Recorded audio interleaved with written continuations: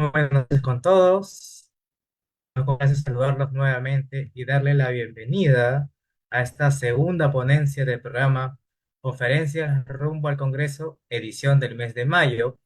Es importante recordar que este programa es de preparación para nuestro noveno Congreso Regional de la Sociedad Interamericana de Psicología, que se llevará a cabo del 25 al 28 de junio en la ciudad de Arequipa, Perú. Los esperamos con mucha calidad en el claustro menor de la Universidad Nacional de San Agustín. Esta conferencia, como todas las anteriores, se estará transmitiendo por el en vivo de nuestra página de Facebook, la cual les invitamos a seguir y a poner un me gusta. Así también, por los comentarios podrán formular sus preguntas a lo largo de la ponencia, o comentarios que puedan ser leídos al final de la charla. Dicho esto, damos paso el día de hoy que contaremos con la presencia del doctor Antonio Serpa Barrientos, quien nos dará una conferencia bajo el tema Un nuevo enfoque de los trastornos mentales, uso de sistemas dinámicos tras diagnósticos personalizados para comprender, modelar, diagnosticar y tratar la psicopatología. Pero antes de la conferencia del día de hoy, vamos a leer una pequeña reseña para conocerlo un poco más. Es candidato a doctor en psicología de la Universidad Nacional Mayor de San Marcos, magíster en intervención psicológica e investigación en la Universidad Nacional Herminio Valdizán, con estudios de maestría concluidos en psicología clínica y de la salud en la Universidad Nacional Mayor de San Marcos, psicólogo y psicoterapeuta gestal de la Universidad Nacional Mayor de San Marcos y de Salem Institute, respectivamente. Diplomado en Dirección Estratégica y Marketing Universitario en LESAN, docente universitario de pregrado en la Universidad Nacional Mayor de San Marcos y en la UPC, docente universitario de posgrado en la Universidad Nacional Mayor de San Marcos, editor en jefe de la revista de investigación en psicología en la Universidad Nacional Mayor de San Marcos, investigador RENACID, tiene la línea de investigación Solvencia. También es investigador en el ámbito penitenciario y también es auditor certificado por la SGS, Avantia, AENOR y Bureau Veritas en las normas ISO 9001-2015. Y por último, fundador y director general de la Sociedad Peruana de Psicometría. Bueno, te dejamos con usted. Adelante, doctor. Muchas gracias. Reciban mis saludos cordiales, ¿no? Y daremos inicio a esta pequeña actividad que he preparado con bastante cariño y aprecio y también que ya vengo trabajando, ¿no es cierto? Ya un tiempo atrás estas nuevas temáticas. Bien, reitero agradecer la participación del ya actividades precongresales, ya se avecina, ya se aproxima, ya prontito. Esperamos acudir todos al evento que será, considero que sí, será todo un éxito desde ya, ¿no es cierto?, en la bella ciudad blanca Arequipa. Bien, voy a proyectar mi trabajo. Vamos a ver. Ahí lo tenemos. Listo. Eh, bueno, el título un poquito extenso, ¿no es cierto?, porque involucra realmente estos aspectos. Hablemos de enfoques, hablamos de trastornos mentales, sistemas dinámicos. Entonces debe haber otro sistema que no sea dinámico, sistema estático, ¿correcto? Diagnósticos, otros diagnósticos personalizados. También hablamos de modelos, hablamos de diagnosticar y también aspectos de la psicopatología. Bastante condensado para el tiempo que vamos a trabajar, pero daremos algunos alcances, entendiendo ya, mencionaré en el transcurso de la ponencia, ¿no? De repente abundar más, correcto, acerca de esto de la literatura que en la actualidad ya está más consistente, ¿no? En los tiempos que va pasando, las evidencias van fortaleciendo, ¿no es cierto?, a ese nuevo escenario. Eh, pues la pregunta, la incógnita que nos lleva básicamente es, ¿no?, cuando cualquier temática, nuevo enfoque, nuevos programas, nuevos tratamientos, nuevos instrumentos, nuevas técnicas, nuevas observaciones, etcétera, nos conduce siempre a lo incógnito, nos conduce a algo que de lo que yo conozco, de lo que yo sé, ¿no es cierto?, será diferente, será mejor, será, ¿no es cierto?, algo que de repente puede complementar. o ser algo muy distinto a lo que ya nosotros conocemos, a lo que nos hemos formado en estudios o cuando hemos estudiado nuestro preuniversitario, nuestros 5 años, ¿no es cierto?, en este proceso de ser psicólogos, ¿no? Y en la actualidad, ¿no es cierto?, eso, todo lo que hemos venido aprendiendo, ¿correcto?, aún cobra en vigencia. Y si está en vigencia estos nuevos enfoques, ¿no es cierto?, ¿en qué escenario se establece? ¿Cómo podemos entenderlo? Entonces, vamos a partir por algo, ¿no es cierto?, que se ha señalado, básicamente, ¿no es cierto?, un nuevo enfoque. Pues los enfoques, los paradigmas en psicología, así en términos más precisos, ¿no es cierto?, se entiende como un punto de vista, ¿no? Una mirada diferente y distinto a lo que comúnmente, ¿no es cierto?, suele avisorar el fenómeno, el problema, ¿no?, que aqueja.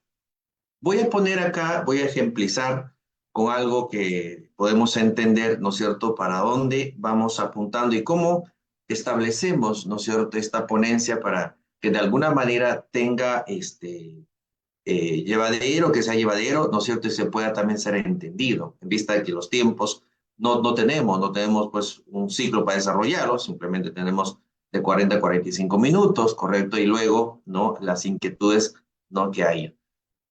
Vamos a llevar este escenario, ¿no es cierto?, por ejemplo, a un deporte que todos nosotros lo conocemos, correcto, lo conocemos bastante bien, que es el fútbol. Ya está. Eh, ya la final de Liga de Campeones, poco para entender, correcto, va a realizarse en el estadio Wembley, entre dos equipos bastante populares mundialmente, ¿no? O al menos uno de ellos y el otro también, Real Madrid, ¿no es cierto?, y Dortmund. Tanto los españoles y los alemanes van a enfrentarse para no disputar el campeón, básicamente la Liga Europea. Esto es el cancha deportiva, el fútbol, el estadio, ¿no es cierto?, donde que van a disputar 11 contra 11, con los respectivos jugadores, las dimensiones, etcétera. Y, lógicamente, también está, ¿no es cierto?, el jugador número 12, que vendría a ser el público. Y efectivamente, el público básicamente está instalado, ¿no es cierto?, en las tribunas, ¿correcto? Ahí voy a graficarlo rápidamente, ¿no es cierto? Ahí lo tenemos, en donde van a presenciar, ¿correcto?, el fútbol desde diferentes ángulos, ¿correcto? ¿No? El acontecimiento. Acá está la persona que va a tener esta vista, ¿correcto?, de manera directa, probablemente va a tener, ¿no?, el campo, el espacio visual, ¿correcto?, el desenvolvimiento de los jugadores y la actividad en sí. Y el otro también, correcto, que se encuentra ahí, también va a tener esa perspectiva. Puede que acá encontremos, no es lo mismo estar, correcto, en este sector A, lo llamaremos, y en este otro sector B. Podría haber cierta diferencia, correcto. También va a haber personas en este otro sector. Y lo mismo también vamos a encontrar en este otro sector, al cual le llamaremos C y al cual le llamaremos D. Y en este caso, correcto, la perspectiva, ¿no?, el presenciar el fútbol, el partido en sí, va a ser algo distinto, algo diferente porque el campo visual, lógicamente, ¿no es cierto?, de este sector C es muy distinto de este otro sector B o del sector D o sector A. Pero acá hay algo que debemos tener en cuenta. En cualquier de los sectores, correcto, el fenómeno es lo mismo. ¿Cuál es? El fútbol. El despliegue, ¿no es cierto?, el desarrollo del deporte no es distinto. O sea, es el mismo fenómeno. Lo que cambia es el punto de vista, la perspectiva, ¿no es cierto?, en donde uno está situado para poder apreciar este deporte. Entonces, ahí un poco para entender, correcto, el enfoque es el punto de vista. Puede que nosotros hemos conocido el enfoque, ¿no es cierto?, un poco lo tradicional, ¿ya? Desde el escenario B. A ese es el punto de vista, es el enfoque, tiene técnica, tiene estrategias, ¿correcto? Tiene aspectos en la que de alguna manera nos va a permitir conocer, describir ¿correcto? Medir, interpretar, predecir, etcétera. Que pueda que haya otro enfoque, ¿no? Que mira, no es lo único, también yo puedo visualizar desde este escenario, ¿no? Este fenómeno. Y podría haber otro enfoque también y otro enfoque. No es lo mismo estar occidente-oriente, norte-sur o estar en el palco. El fenómeno se ve de manera, ¿no es cierto? De repente con algunos aspectos distintos a lo que voy a ver, ¿correcto? Desde de una determinada, en este ejemplo, sector. Entonces, entender, ¿correcto? El enfoque va en esa dirección. Pueda que sea, pues bueno, mi enfoque, el sitio en el que estoy es mucho mejor para poder precisar el fenómeno. Pueda que sí, es discutible, correcto, es manejable, podríamos decirlo que sí, a lo que esté una persona que esté en el sector C, el sector D, probablemente el escenario es distinto, es horizontal, mientras en el sector B y el sector A puede ser de manera un poco más vertical y hay mayor amplitud, correcto, de avisorar el fenómeno. Pero son enfoques, son puntos de vista que de alguna manera, ¿no es cierto?, visualizan el fenómeno e intentan entender, comprender el fenómeno para luego explicar, ¿correcto? Y una vez que expliquemos, conocemos, puedo yo anticiparme, puedo yo predecir, puedo yo hacer el tratamiento. Entonces, un poco para tener algo acerca de ello, ¿correcto? ¿No? En donde de alguna manera entendemos acerca, ¿no?, del enfoque. Bien, entonces tengo en este caso esta pintura bastante curiosa, ¿no es cierto? Tengo el fenómeno. ¿Y qué pasa si de repente, ¿no es cierto?, única y exclusivamente existe un enfoque, un paradigma, ¿correcto?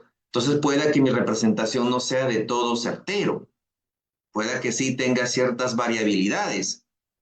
Otros enfoques también, ¿no es cierto?, empiezan a recrear el mismo fenómeno. Cuantos más enfoques podría ser muy complejo entender el fenómeno, pero en este caso, partiendo ¿no?, de la postura kuniana, ¿no es cierto?, pues las revoluciones científicas hace que emergen nuevos conocimientos, nuevos enfoques que complementen a los ya existentes para de alguna manera aproximarnos, para de alguna manera tener mayor capacidad de conocimiento acerca del fenómeno. En ese sentido, si únicamente nosotros tenemos, en este caso, correcto, un bloque de una rompecabezas y con ese bloque podríamos decir de qué se trata el fondo, ¿no es cierto? Todo el cuadro completo, pues de alguna manera tendremos cierta aproximación, con márgenes de error lógicamente, pero ¿qué pasa si de alguna manera encuentro otra pieza, correcto, de la rompecabezas y veo que esto podría encajar, podría complementar y me podría dar un panorama un poco más amplio, correcto, de algo que probablemente, ¿no es cierto?, podría ser algo limitado, ¿no? El entender el fenómeno. Entonces es importante también tener esa apertura, ¿correcto? Para de esa manera de los que nosotros ya conocemos, pues cuantos más aportes hay, cuantos más enfoques hay, ¿en qué aspecto este nuevo enfoque me permite entender el fenómeno? Entonces, ¿por qué es importante? Porque pues nos da una ventana, en este caso una puerta de muchas oportunidades, algo que de repente nosotros muy encajonados hemos estado, o sorpresa, se abre la puerta y avisoramos que el escenario es distinto a lo que yo conocía, ¿no? Hay muchos elementos que de alguna manera también permiten, correcto, entender el fenómeno.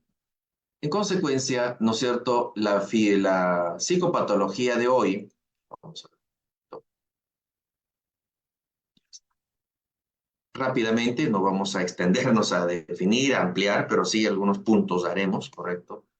Eh, Se refiere pues a comportamientos, emociones, patrones de pensamientos, que básicamente están asociados a un determinado buen deterioro psicológico significativo, ¿no? Eso lo podemos ver en diferentes manuales, diferentes definiciones, diferentes autores. Y acá surge la pregunta, ¿no? ¿Y en qué momento las respuestas sintomáticas a los desafíos que enfrentan las personas en el curso de una vida humana merecen diagnósticos formales. Ahí como que nos conduce, ¿no es cierto?, a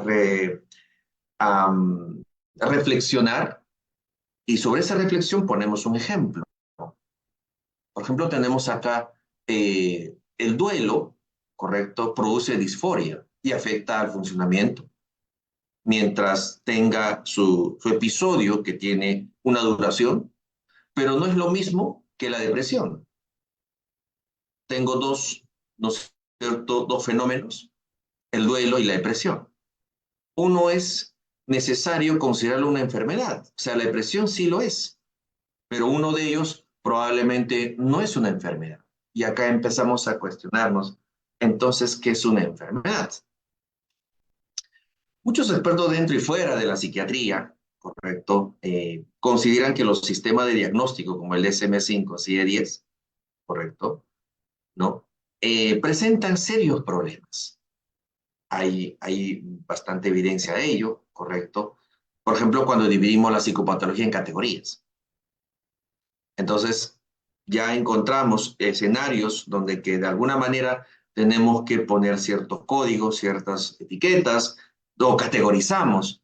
Entonces, realmente, como que de alguna manera ajustamos a un escenario que probablemente un escenario médico podría tener asidero, mayor explicación, mayor argumento. Sin embargo, ¿no es cierto?, un escenario psicológico, ¿correcto?, pues no cumple muchos aspectos, muchos criterios, ¿no? Entonces los trastornos mentales carecen de especificidad, es decir, se superponen entre sí. Es ahí donde que de alguna manera, ¿no es cierto?, empezamos ya a hablar de aspectos de transdiagnóstico, donde de alguna manera, ¿no es cierto?, eh, elementos o síntomas de un trastorno comparte, ¿no es cierto?, con los síntomas o elementos de otro trastorno. No es de exclusividad. Si hablamos de depresión, ansiedad, depresión, ¿no es cierto?, es bastante clarísimo, ¿correcto? De todas maneras, algunos síntomas sí, va a compartir otros trastornos. Entonces, una teoría de redes, un poco la propuesta de los trastornos mentales, que es lo que vamos a presentar, ese nuevo enfoque basado en las redes, va a dar ciertos parámetros. Uno de los impulsores, ¿no? Danny Borsboom, correcto, no es el único, pero hay varios de ellos, es uno más, ¿no?, que lo vamos a desarrollar, uno de los trabajos que él ha presentado. Los últimos años se ha presentado ese el enfoque redes, no es mucho, tendrá pues un poco más de 10 años, ya con mayor énfasis, lo más probablemente en los últimos 7 u 8 años, ¿correcto? En el escenario de la psicología. Y no es aplicado únicamente a la psicología, prácticamente ya es algo transversal. Tanto es así que hablamos de redes sociales, solamente para mencionar algún aspecto, ¿no? Entonces, el enfoque de redes para los trastornos mentales como una forma alternativa de conceptuarlos. En este enfoque, correcto, los trastornos mentales surgen de interacciones directas entre los síntomas. Acá nos habla de interacciones directas, como que sí, hay varios elementos en un trastorno. Entonces, las redes nos van a mostrar cómo están interactuando estos síntomas en la medida que haya interacción, ya, ¿no es cierto?, declararemos algún trastorno mental. Mientras que no hay interacción de esos síntomas, entonces podemos decirlo salud mental. Miren, poco ya vamos aproximándonos. En el centro de la teoría yace la noción de que los síntomas de las enfermedades mentales están causalmente conectados. Ahora lo vamos a ver más adelante con unos gráficos, a través de innumerables mecanismos biológicos, psicológicos y sociales. Involucra diferentes escenarios, contextos, para poder entenderlo, ¿no es cierto?, de cómo, ¿no es cierto?, esa conectividad, ¿no?, sintomatológica permite, correcto, entender un fenómeno llamado ansiedad, llamado depresión, correcto. Si estas relaciones causales tienen suficiente fuerza, los síntomas pueden generar un nivel de retroalimentación que los vuelve autosostenibles. Más adelante lo vamos a ver algunas figuritas que por esto, no se preocupen. En este caso, la red puede trabarse en un estado patológico. ¿Qué pasa si esa red de síntomas, correcto, que un inicio ha activado un factor externo, puede ser la pérdida de un ser querido, o por último, la pérdida de una mascota, va a implicar a que la persona llegue a un estado emocional bastante descontrolado. Entonces, a pesar que ya el estímulo externo ha desaparecido, ya pasó el tiempo, ¿correcto? Pero cuando, ¿no es cierto?, esa conectividad es sostenida, ya aprendió, entonces sí es un escenario ya patológico. Pero pueda que también desaparece el estímulo, ¿correcto? Por lo tanto, la conectividad de las redes también disminuye, es débil, por lo tanto, ha superado el paciente. Entonces, la teoría de redes sostiene que esta es una característica general de los trastornos mentales y por tanto pueden comprenderse como estados estables, alternativos de redes de síntomas fuertes conectados. Esta idea, en tanto, conduce a un modelo exhaustivo de los trastornos mentales, que abarca ese modelo explicativo como el de los trastornos mentales, así como definiciones novedosas de conceptos asociados tales como salud mental, resistencia a la adversidad, vulnerabilidad y susceptibilidad. Bajo este enfoque tiene un concepto algo distinto a lo que, ¿no es cierto?, lo más tradicional conocemos acerca de estos constructos. En tanto, la teoría de redes tiene implicaciones directas de la forma de comprender el diagnóstico y el tratamiento y señalar un programa de aplicaciones futuras en psiquiatría y disciplinas. Entonces, al inicio vamos a ver que una persona puede ser remitida a un psiquiatra o un psicólogo clínico en virtud de que tiene temor que otra persona puede leer su mente, lo que ocasiona ansiedad y aislamiento social, ¿correcto?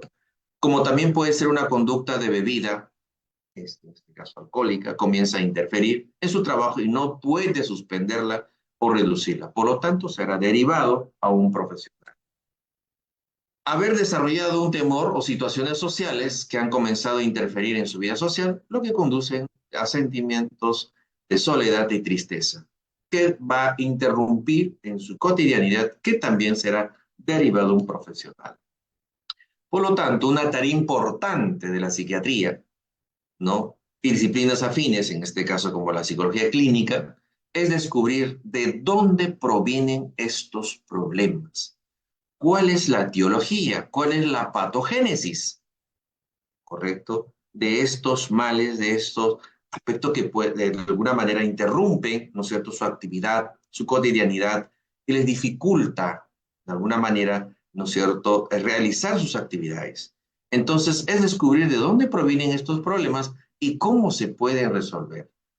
Un nuevo concepto, correcto, son problemas de vivir, eh, cuando de alguna manera hay desorden, hay confusión, hay alteraciones, hay cambios, hay perturbación, correcto, también hay irregularidades, hay incomodidad, hay dificultad, hay malestar. Prácticamente todo eso impide que tengamos una vida más estable, más saludable. La forma un poco más tradicional, personas que padecen trastornos mentales. Entonces, en esa contienda nos encontramos en la actualidad. Entonces, creo que es un poco, no precisar trastorno versus enfermedad rápidamente, ¿no? Entonces, los problemas identificados en el ejercicio clínico se han clasificado como síntomas, según se ejemplifica en el manual diagnóstico como el DSM-5 o el CIE-10. Síntomas. Este es una de las palabras, ¿no? Este uso de la palabra síntomas parece indicar, ¿correcto?, la existencia de una enfermedad. Y esto aporta una respuesta, dice, sugestiva a la interrogante, de por qué algunas personas padecen determinada serie de síntomas y otras no. Es decir, porque tienen clases específicas de enfermedades, o sea, trastornos mentales. Eh, con las mismas características, las mismas descripciones, ¿correcto?, que una persona puede experimentar estrés o ansiedad o depresión. No, tienen diferentes causas, diferentes, ¿no es cierto?, escenarios donde que pues despierta, correcto, aspectos sintomáticos y experimenta y desencadena un estrés, correcto, desencadena una ansiedad, una depresión. No hay una causa raíz, como lo es en un escenario, ¿no es cierto?, médico. Se origina en los trastornos mentales, no se ha logrado demostrar vías patógenas comunes. Es un constante debate, ¿correcto? Algo no preciso en ese escenario. Entonces, esto frustra la aplicación de uno de los esquemas explicativos más importantes en medicina general, la búsqueda de causas comunes que dan por resultado síntomas manifiestos. Por ejemplo, si una persona expectora sangre, ¿no?, tiene dolor en el tórax, son síntomas, y disnea, tengo tres síntomas, y esos tres síntomas me conducen, si estamos en un escenario médico, pues a plantear la hipótesis de la existencia de un tumor en los pulmones. Y eso lo se puede verificar a través de exámenes, diferentes evaluaciones que el médico puede solicitar, correcto, de acuerdo a esos síntomas, no lance esa hipótesis y puede corroborar efectivamente que hay una presencia de los tumores a nivel pulmonares. Tal tumor es una anomalía circunscrita, físicamente identificable, correcto, hay una topografía, una somática que está en el cuerpo y que actúa como una causa común. Ese causa común que de alguna manera no expectora sangre, tiene dolor del tórax y disnea. Con respecto a la sintomatología. En este caso, eliminar la entidad patológica, correcto, destruir las células cancerosas, por ejemplo, bajo una técnica ¿no?, de tratamiento, elimina la causa común de los síntomas, los cuales desaparece como consecuencia. Un ejemplo bastante puntual, ¿no? En ese escenario, un poco más entendido, ¿no es cierto?, cerca de la enfermedad. Este tipo de estrategia, correcto, como sí se trabaja bastante en el escenario médico, pero en el escenario psicológico, correcto, no ha sido muy eficaz en psicopatología, precisamente porque no se han identificado mecanismos patológicos centrales. ¿Cuál sería el mecanismo patológico central en la depresión? Por ejemplo, en la ansiedad, en el burnout, ¿no es cierto? Etcétera. Entonces sí, es bastante complejo. Por eso hablamos, ¿no es cierto?, de una red de sintomatologías. Y inclusive esos nodos o síntomas, ¿no?, también se podría manifestarse en otro trastorno. La pregunta es ¿por qué? Porque las investigaciones recientes han planteado la hipótesis de que no podemos encontrar mecanismos patógenos centrales para los trastornos mentales en virtud de que no existen tales mecanismos. En la postura de redes, ¿no?, basado en evidencia empírica, ¿no es cierto?, un escenario cuantitativo, ¿correcto? Sí, al menos de ese cúmulo de síntomas, más adelante lo vamos a ver como nodos, va uno de esos síntomas, uno o dos o tres o uno solo, va a tener un mayor protagonismo. Como que esta carencia que acabamos de un poco de precisar, ¿no es cierto?, nos va a aproximar la técnica de los redes. De estos 4 o 5 síntomas que están inconectados y al cual llamamos nosotros depresión, pues uno o dos, o uno solo, o más de dos, o dos, va a tener mayor protagonismo, va a tener mayor conectividad, ¿correcto?, de un síntoma a otro síntoma. Entonces, sí, esta técnica, este enfoque, técnica más que técnica, enfoque, nos va a dar ese panorama para poder, ¿no es cierto?, entender a mayor profundidad.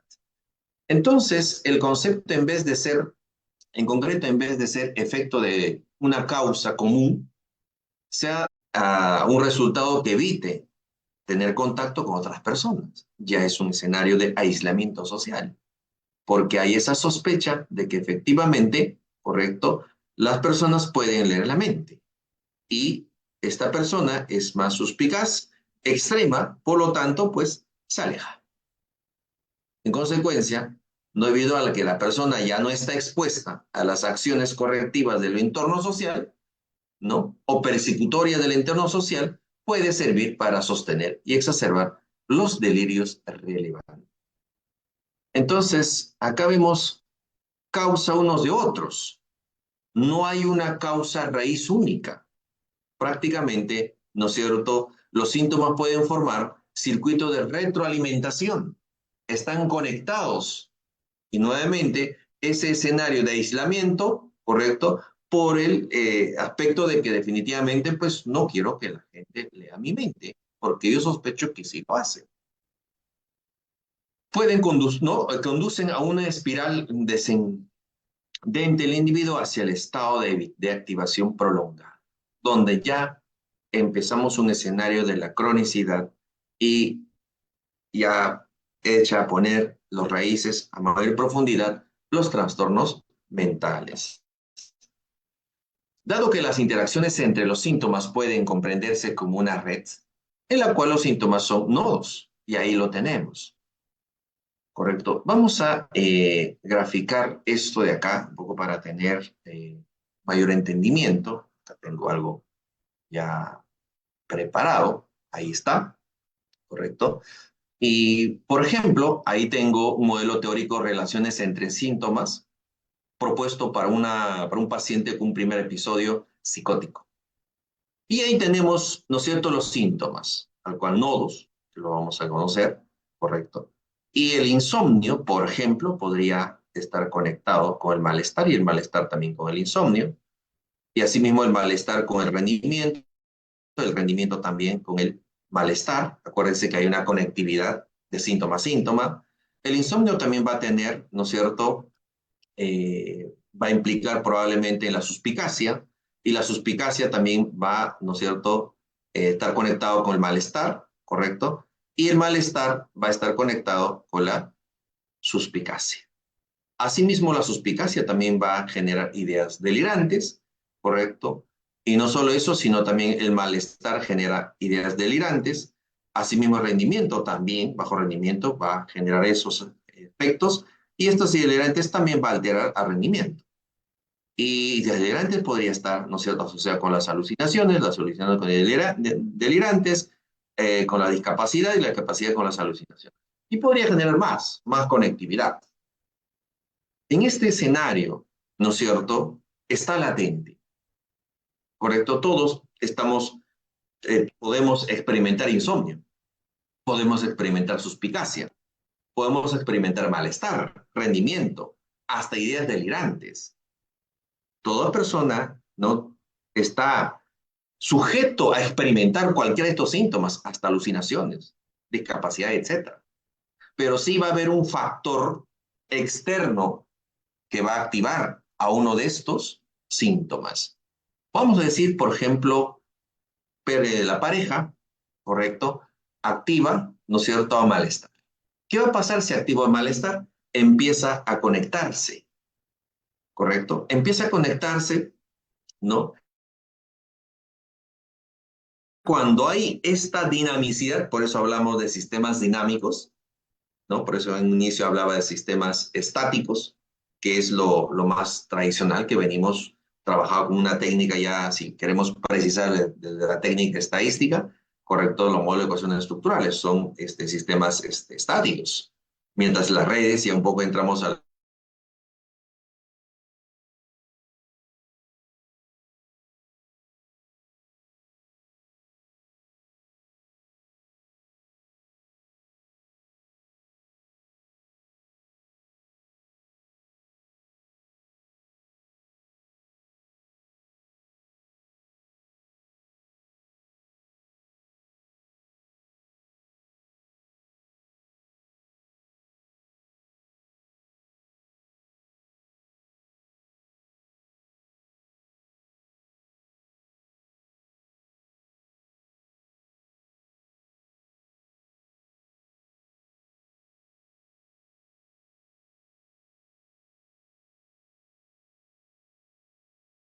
un escenario, ¿no es cierto?, de confusión, un escenario de incomodidad, un escenario de conflicto, de angustia, de alteración.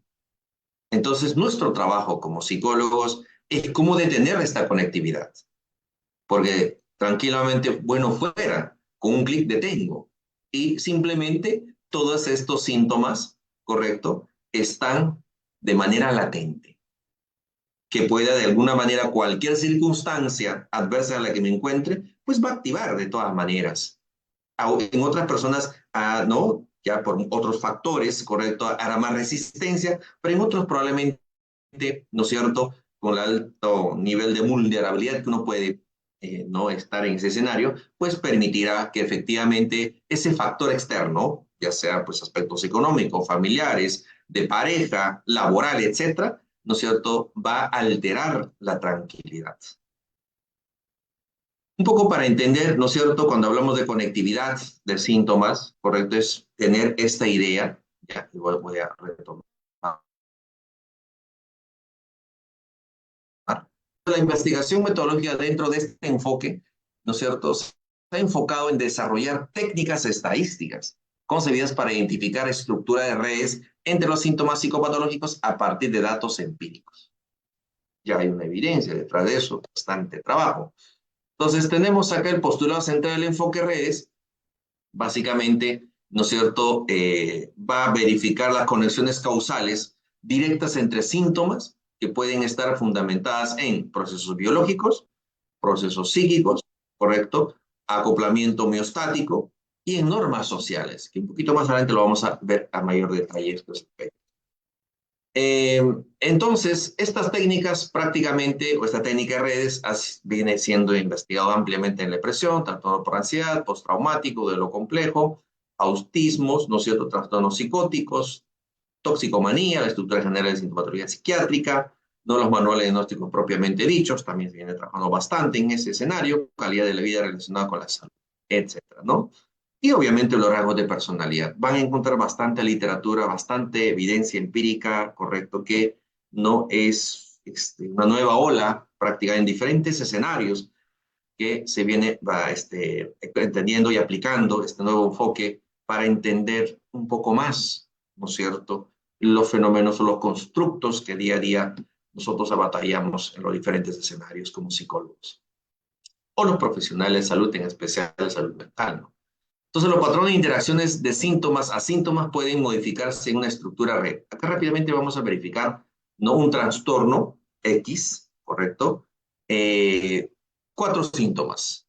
Y muy bien, estos pueden estar conectados, ¿correcto? Vemos que el S síntoma 4 no se conecta con el síntoma 1, pero tiene un intermediario que es el síntoma 3. A través del síntoma 3, el síntoma 4, el síntoma 1 se conecta. Lo mismo el síntoma 2 también, a través del síntoma 3. Entonces, ahí hablamos prácticamente de un intermediario, una mediación. Y esa es una red de síntomas, ¿correcto? Un trastorno. Asimismo, correcto, hay un campo externo que de alguna manera va a activar, correcto, llamémoslo perder a la pareja, un escenario cuando uno va a perder la pareja, va a activar, correcto, ese estímulo externo, E1 al S4, al cual le denominaremos ánimo deprimido. Esto a su vez empezará, correcto, a conectarse, ¿no es cierto?, con el insomnio, va a conectarse prácticamente con la ansiedad, con reproches. Y empieza, correcto, a que estas aristas, estas conexiones cobran vida. Cobran vida. Pero antes de que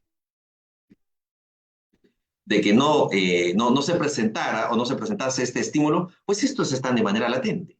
Ahí están, tranquilos, estáticos, y no interfiere a la persona, el día a día. Pero basta que el estímulo externo, del campo externo, active 1 a 2 o a 3, empieza la dinamicidad. ¿Correcto? Entonces, no uno, puede ser varios estímulos, ¿correcto? No necesariamente uno, ¿ya? Y verificamos que efectivamente, ¿no?, que los factores del campo externo están fuera de la red de síntomas, pero no necesariamente fuera de la persona. Entonces, en un escenario para hacer un diagnóstico, ¿no es cierto?, los síntomas que integran a esta red, precisar, identificar y luego también identificar y cuál es el campo externo. Porque si nosotros lo graficamos, así como lo que estamos viendo rápidamente, entonces yo puedo precisar por dónde empezar la intervención. Porque ya de alguna manera he modelado, he graficado y representado, ¿no es cierto?, el fenómeno en sí.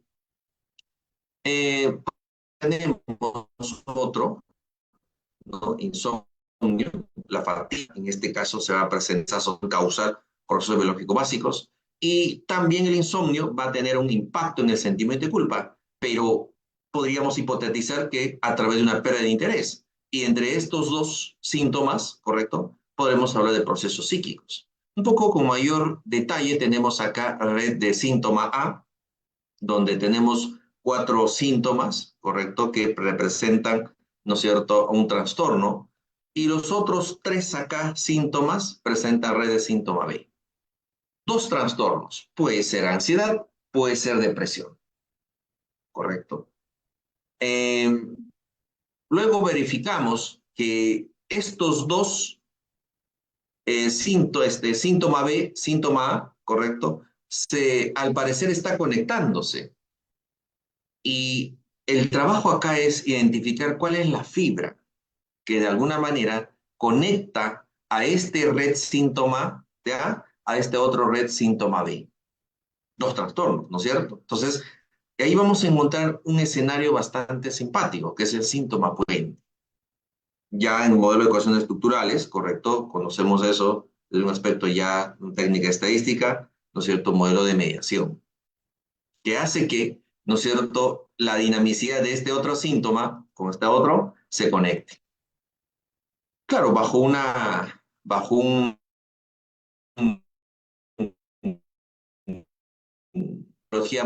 teniendo una puntuación total en ambas variables, en ambos constructos, teniendo puntuaciones, correcto, después de una evaluación a una muestra considerable, una correlación Pearson, pero en este caso en las redes también. En este caso hay otros aspectos a tener en cuenta. Entonces tenemos ahí dos síntomas y en este caso, ¿no es cierto?, estos cumplen esa función de conectar entre esta y esta para que puedan, ¿no es cierto?, tener, ¿no? Poder visualizarlo de cómo se van conectando, ¿no? Y obviamente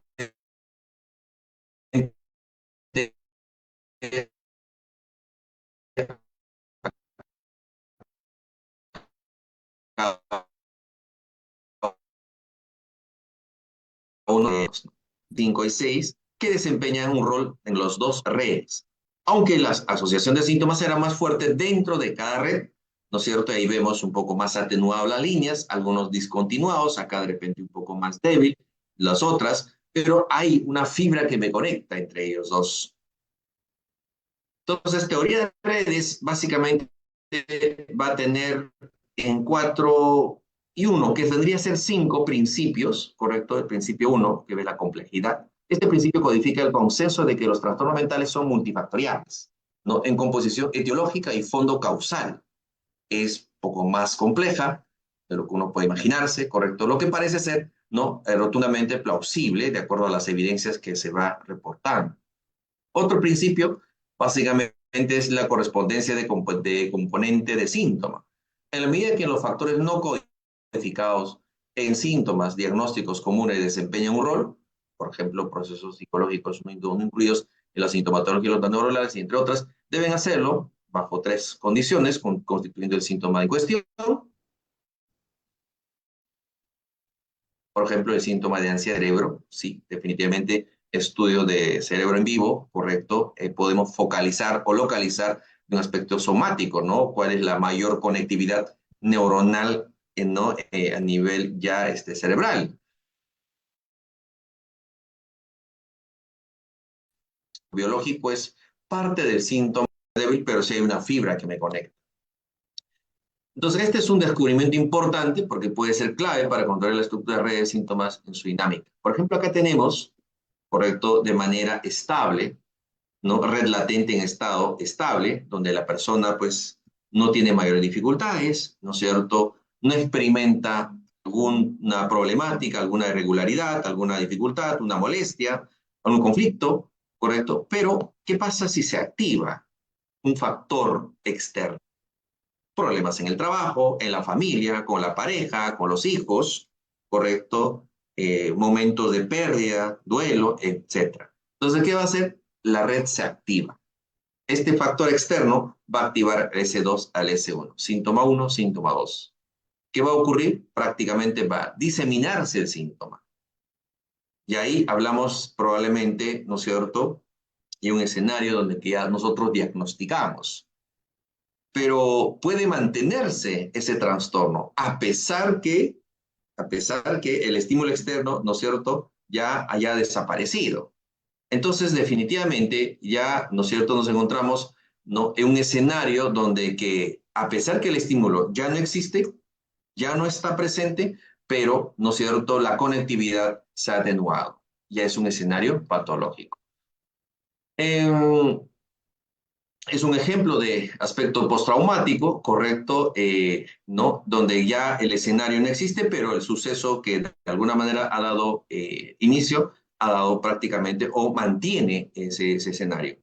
Y esto, el quinto principio, que es la histéresis, prácticamente es un poco el historial, correcto, de lo que de alguna manera, ¿no? Eh, la causa original persiste incluso después de que la causa ha sido eliminado. Y acá tenemos rápidamente, correcto, de cómo va trabajándose, ¿no es cierto? Cómo va entendiéndose red vulnerable, red resistente. En la red vulnerable, claro, tiene su momento, su episodio, correcto. Y luego, pues, no hay mucha, hay fragilidad y pierde la conectividad y llega a un escenario de estabilidad, ¿no? Tiene su episodio y el red resistente empieza, correcto, y desaparece el factor externo, pero se mantiene. Entonces hablamos de que prácticamente hay una eristimia, por ejemplo, ¿no? Ya es un trastorno. En fin, entonces la noción de salud mental puede definirse como el estado estable de una red débilmente conectada, y obsérvese que esta definición no coincide con la definición de la salud mental como ausencia de síntomas.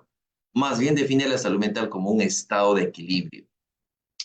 Entonces, una reconceptualización en forma paralela a la noción de trastorno mental en sí presupone una nueva codificación como el estado estable de una enfermedad o una red fuertemente conectada. Por su parte, la resistencia a la adversidad puede definirse como la disposición de redes débilmente conectadas para establecer rápidamente a su estado estable de salud mental. Y por último, la vulnerabilidad como la disposición de redes fuertemente conectadas con la transición a un estado de trastorno tras una perturbación con el campo externo. Y acá tenemos un poco, ¿no es cierto?, el escenario externo e interno que hemos estado un poco comentando, ¿no? En que, por ejemplo, los factores no estresantes en el campo externo, ¿qué pasa si es débil? ¿Correcto? Ese factor es muy débil y la conectividad red también es débil. Entonces podemos hablar de un sujeto resiliente, porque no va a afectar en absoluto. Entonces es salud mental con alta resiliencia. Pero si el factor externo es fuerte y la conectividad de red es débil, sintomatología elevada. Sí, obviamente va a experimentar la persona, ¿correcto? Cuando los factores de externo es débil, pero la conectividad es fuerte, entonces sí, también hay una vulnerabilidad elevada, posiblemente estado de remisión. Y cuando tanto el contexto externo como la conectividad de la red es fuerte, pues sí hablamos de un trastorno mental. Entonces, si nos focalizamos, ¿no es cierto? Es importante entender, ¿correcto?, de cómo está conectado esas redes, ¿no? En la teoría de redes, el diagnóstico debe comprenderse mediante un proceso del cual, ¿no?, el cual un profesional clínico identifica qué cosa, cuáles síntomas están presentes y cuáles interacción de los nodos sostiene. Eso es clave en este enfoque. Y para ya, un poco para cerrar nuestra presentación, los hallazgos de análisis de redes pueden generar nuevos conceptos sobre el rol funcional y la importancia de síntomas específicos como mantener los trastornos, por ejemplo, la centralidad de los síntomas de la red, ¿no? Ese es un escenario donde cuando hacemos un análisis de red verificamos la centralidad, que es la conectividad, ¿no es cierto?, que es la fuerza con la que se conecta, como que de alguna manera nos visibiliza, ¿no?, frente a un enfoque clásico que definitivamente no nos cuesta trabajo identificar cuál de esos síntomas es el que tiene mayor protagonismo. Si nosotros identificamos el síntoma que tiene mayor protagonismo, pues nuestra intervención acentuará en ese síntoma en particular, el cual, ¿no es cierto?, mitigará, en la medida que voy mitigando ese síntoma, ¿no?, cumplirá la función de mitigar los otros, no por defecto síntomas. El diagnóstico implica identificar una red de síntomas, entonces el tratamiento debe implicar también cambiar o manipular esa red. Hay que alterar esa red.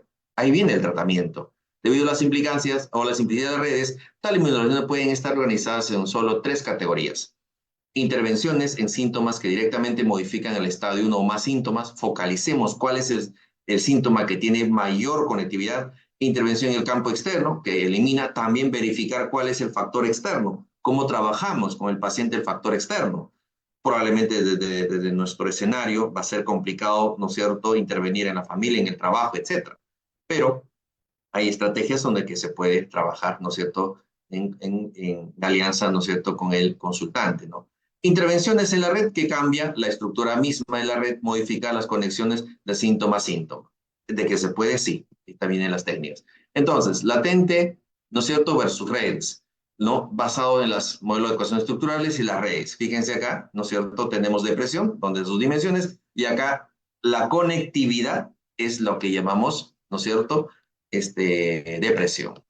Bueno, una tesis doctoral que vamos a sostener entre poco, ¿no es cierto?, basada en esto. Tenemos acá las técnicas estáticas y las técnicas dinámicas también, ¿no es cierto? Y obviamente el trabajo, todo esto, en uno de los software que ya gran parte conocemos, ¿no es cierto?, que es el Air. Bueno, creo que por el tiempo ya no hay mucho. Se agradece un poco ¿no? la oportunidad de poder un poco transmitir de manera muy somera, de manera muy tangencial, correcto, esta pequeña sesión, ¿no? Y no sé si habrá alguna pregunta, no sé si habrá alguna consulta para poder, ¿no es cierto?, absolver las dudas que de alguna manera puedan darse, ¿no? Eso sería todo de mi parte. Muchas gracias.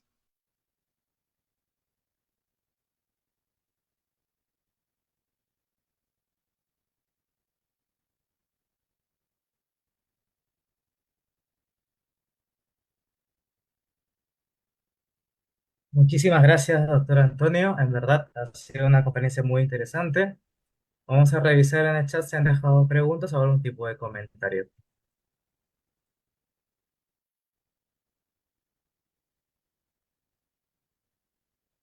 Bueno, por acá en los comentarios, algunos varios alumnos de ustedes le están saludando.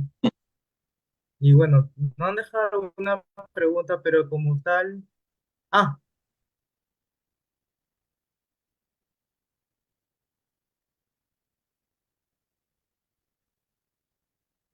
algo que sí sería algo curioso, justamente que usted comentó en su ponencia, fue el tema de que usted nos comenta que obviamente el sistema por el cual la psicopatología actualmente genera un diagnóstico tiene un modelo estático. ¿Cómo podríamos, si bien es cierto, se impulsara este modelo dinámico, cómo podríamos implementarlo en la psicología, en la psicología clínica, ¿no? Porque si bien es cierto, tenemos un modelo, como usted comenta, un poco no tan efectivo, ¿no? Un sistema estático, como usted comenta en su conferencia. Bueno, sí, es una pregunta, probablemente la respuesta no esté a la altura de ello, porque sí implica muchos aspectos, ¿no? Bueno, partiendo, correcto, desde en la actualidad, este enfoque viene siendo bastante debatido, ¿no? En un momento he sido árbitro de publicaciones entre un bloque de la escuela de la Universidad de Ámsterdam, donde que prácticamente tiene raíces, ¿no? Todo este enfoque frente a una escuela pues tradicional, bastante arraigado, que es la escuela norteamericana. Entonces sí, hay un debate bastante fuerte, ¿correcto? Y es como los inicios de los años 70, los años 80, cuando nuevos enfoques, nuevas técnicas emergen, y definitivamente todavía aún está en un escenario en donde probablemente no hay mucho desconocimiento. Entonces, implementar este nuevo enfoque, no tanto que reemplace, como mencioné en un inicio, sino que complemente. De lo que nosotros conocemos, ya tenemos técnicas, estrategias, protocolos, pero con este nuevo enfoque, como que de alguna manera tenemos mayor capacidad o mayor escenario, ¿no? Mayor arista de poder visualizar el fenómeno, mayor comprensión. Puedo de alguna manera también ver de este otro enfoque, ¿no? Y poder, ¿no? Intervenir. En ese sentido, pues realmente aplicar redes, pues hay pocos difusores, hay algunos colegas, en este caso, por ejemplo, el colega José Ventura, ¿no? Es otro profesional bastante, ¿no? leído en estos temas, viene desarrollando cursos también, y así. Pero son, de alguna manera, creo, primero, divulgar, masificar, correcto, ¿no? Ya un debate ¿no? en las aulas universitarias, y eso llevarlo a la práctica con una evidencia, ¿no? De mi parte y de muchos colegas también, ya venimos trabajando en este nuevo enfoque, correcto, y bueno, conocer, entender y eso llevarlo a la práctica. Inclusive ya venimos trabajando en estudio de casos únicos ¿correcto? Generando registros, evidencias, para luego someter a hacer estudios de esta naturaleza. En mi particular, mi línea de violencia, una tesis doctoral que voy a trabajar básicamente en un sistema penitenciario, básicamente implica eso, ¿no? De cómo estoy trabajando 6 variables, ¿no? De cómo se manifiesta, de cómo va esa conectividad de esta red, ¿no? Y cuál es el punto, de alguna manera esencial, cuál es la que cobra mayor relevancia o mayor centralidad para poder tener una proximidad de poder, ¿no? Trabajar, correcto, todo el proceso de la resocialización, por ejemplo, ¿no? En fin, creo que la pregunta es para más tiempo, para más sesiones, probablemente para algunos cursos extras, no lo sé, pero en fin, sí se requiere bastante también lectura en esto, ¿no? Sí, doctor, me pareció súper interesante. Si bien es cierto, en las aulas había escuchado un poco sobre el sistema dinámico, pero ser sincero, no había explorado mucho ese tema y me parece muy interesante el punto que usted ha tratado. Bueno, en verdad quisiéramos aprender mucho más, justamente para los interesados, también para asistir al congreso que se va a dar. Si bien es cierto, tenemos una constancia para usted que se le entregará de manera física en el congreso, pero por el momento vamos a proyectarla por este medio. Muy amable.